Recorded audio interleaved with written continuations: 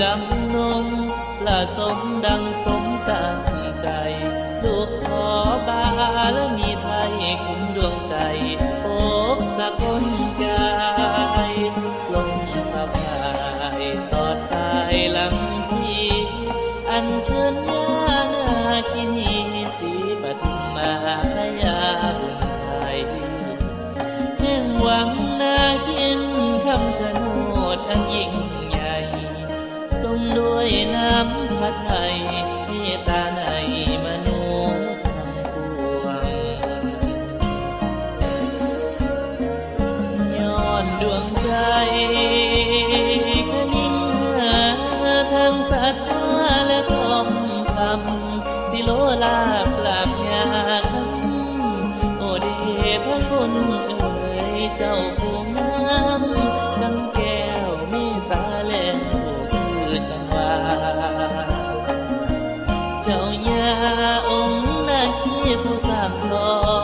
บารมีญาตินอสร้างสมย่อเป็นบุญล้นให้คนได้ดอกเพิ่ง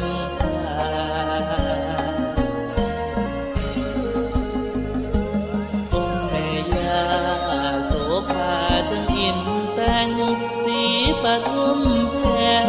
แพงดุจดังแสงอรุณเบิกฟ้าป้องพระนาพี่สีทองบ่มองโรยลาวรกายเขียวงามสง่าสีปทุมมาวิสุทธิเทวี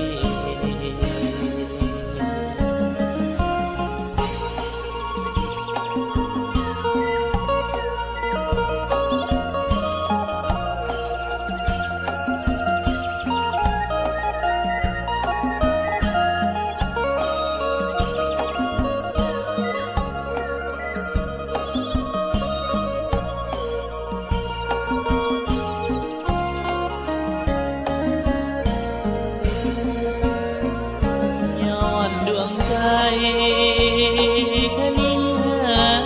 ทั้งสัทธาและทองคำสิโลลาปราบยาคำโอเดพระคุณเอ๋ยเจ้าผู้งามจังแก้วเมตตาแลนผู้คือจังหวาเจ้าญาองค์นาคีผู้สร้างรอบารมีญาตินอสร้างสมย่อเป็นบุญล้นให้คนได้ดอกเพิ่ง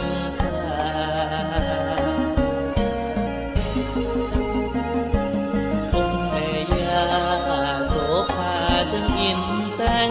สีปทุมแพงแพงดุจดังแสงอรุณเบิกฟ้าป้องพระนาพี่สีทองบ่มองโรยลาวรกายเขียวงามสง่าสีปทุมมาวิสุทธิเท